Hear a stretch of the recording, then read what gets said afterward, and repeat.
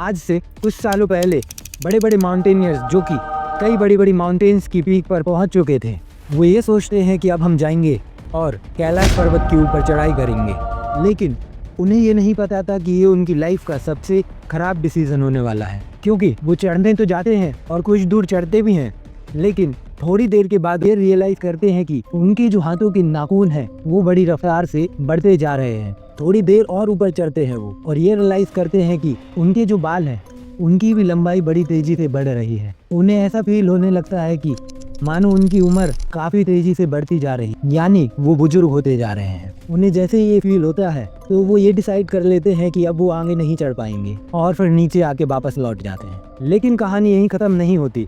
वो जितने भी माउंटेनियर्स थे 2 साल के अंदर उन सब की मिस्टीरियस तरीके से डेथ हो जाती है। तो आखिर ऐसा क्या छुपा है मिस्टीरियस कैलाश पर्वत के ऊपर, जिसकी वजह से 2001 के अंदर जब चाइना अपना हेलीकॉप्टर भेजती है इसकी रिसर्च करने के लिए, तो उन्हें कुछ ऐसा दिख रहा है कि उसी समय वो क्लाइंबिंग को बैन कर देते हैं। सिर्फ इतना ही नहीं, नासा अपनी सैटेलाइट की मदद से रिसर्च करता है कैलाश पर्वत की और कुछ ऐसी इमेज सामने आती है जिसकी वजह से हर कोई शॉक हो जाता है।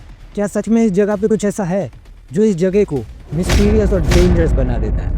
कुछ लोग ऐसा बोलते हैं कि कैलाश पर्वत के अंदर एलियंस रहते हैं, जबकि कुछ लोग ऐसा मानते हैं कि यहाँ रहते हैं भगवान। कैलाश पर्वत पर भगवान शिव पार्वती के साथ पिछले 21,000 सालों से मेडिटेट कर रहे हैं। कैलाश पर्वत के अंदर एक हिडन शहर है। Took one strand of what is there on that mountain. You won't believe. I was almost 10 to 15 years younger. Climb that changed mountaineering forever. चलिए आज समझते हैं साइंस की मदद से रियलिटी ऑफ मिस्टीरियस कैलाश पर्वत। क्या आपको पता है कैलाश पर्वत माउंट एवरेस्ट की ऊंचाई से 2200 मीटर कम है, लेकिन शॉकिंग बात यह है कि आज तक कैलाश पर्वत के ऊपर एक ही इंसान चढ़ पाया है, जबकि माउंट एवरेस्ट के ऊपर आज तक 7200 से भी ज़्यादा लोग चढ़ चुके हैं। एक बार रशियन माउंटेनियर सीजी वो इस माउंटेन पर चढ़ना स्टार्ट करते हैं, पर जैसे जैसे वो ऊपर चढ़ते जाते हैं उनके मन में एक फीलिंग आती है कि यहाँ पे चढ़ना ठीक नहीं है, तो वो नीचे उतरना स्टार्ट कर देते हैं।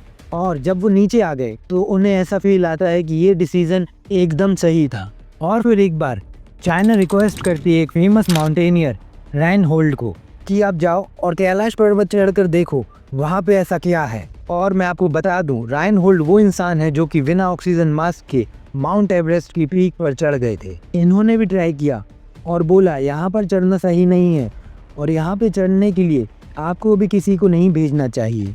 आखिर क्या छिपा है यहाँ पर, ये जानने के लिए चाइना अपना 2001 में हेलीकॉप्टर भेजती है। चाइना ने सोचा चलो टेक्नोलॉजी से चढ़कर देखते हैं हेलीकॉप्टर से। ये हेलीकॉप्टर तब भेजते हैं तब मौसम एकदम सही होता है और चाइना हवा भी कैलकुलेट कर लेती है, मौसम भी बिल्कुल परफेक्ट होता है और वो अपना हेलीकॉप्टर भेज देते हैं। लेकिन उस दिन ऐसा कुछ हुआ कि हेलीकॉप्टर ऊपर जा रहा होता है, अचानक से मौसम खराब हो जाता है, काले बादल आ जाते हैं, एक ऐसी सिचुएशन क्रिएट हो जाती है कि हेलीकॉप्टर को वापस नीचे लाना पड़ता है। और फिर उसके बाद ही चाइनीज़ गवर्नमेंट 2001 के अंदर क्लाइंबिंग ऑन माउंट कैलाश को बैन कर देती है। इसके अंदर बहुत सारी मिस्टीरियस सामने आई, अलग अलग साइंटिस्ट थे।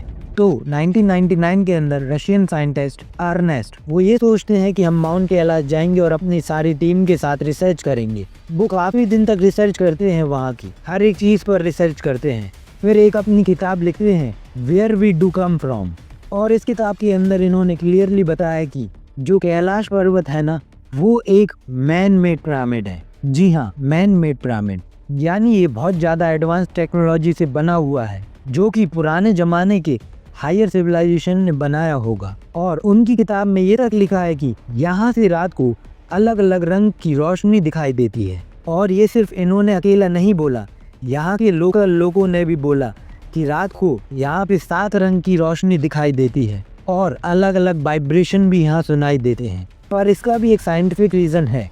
2015 में एक साइंटिस्ट आते हैं और रिसर्च करते हैं कैलाश पर्वत के आसपास के पत्थरों पर, और वो रिसर्च सबको हैरान कर देती है, क्योंकि वहाँ से ये पता चलता है कि इन पत्थरों के अंदर इलेक्ट्रोमैग्नेटिक एनर्जी है। ये कोई नॉर्मल एनर्जी नहीं। जब वो फ्रिक्वेंसी को कैलकुलेट करते हैं तो वो आती है 5000 गीगाहर्ट्ज। मतलब ये जो फ्रिक्वेंसी है वो बहुत ही ज़्यादा है, यानी वहाँ पर कुछ ऐसा है जिसकी वजह से इतनी ज़्यादा एनर्जी वहाँ पर प्रेजेंट है।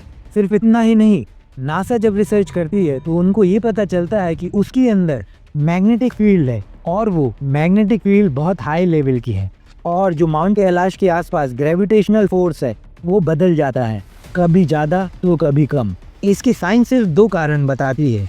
रीज़न 1, या फिर इसके अंदर वॉल्केनो है, और रीज़न नंबर 2, या फिर कैलाश पर्वत के अंदर एक बहुत बड़ी गुफा है जो कि धरती के अंदर तक जाती है। और the most important thing, time dilation theory. यहाँ जो भी माउंटेनियर चढ़ने आया था उन सबके साथ यही हुआ कि उनके नाखून तेज़ी से बढ़ने लग गए और उनके बाल तेज़ी रफ्तार से बढ़ने लग गए। यानी कि यहाँ कुछ तो ऐसा है जिसकी वजह से समय तेज़ रफ्तार से दौड़ने लगता है। इसके भी साइंस ने 3 रीज़न बताए हैं। Reason number 1, UV rays. अब देखो, ये जो पहाड़ है ना, यहाँ पर यूवी रेस बहुत ज़्यादा होती है, जिसकी वजह से हमारे जो स्किन के सेल्स होते हैं वो टूटने लग जाते हैं और रिपेयर भी जल्दी होते हैं। इस वजह से हमारी स्किन की एज कम होने लगती है और हमें ऐसा फील होने लगता है कि हम बहुत जल्दी बुजुर्ग हो रहे हैं। रीज़न नंबर 2, लो ऑक्सीजन।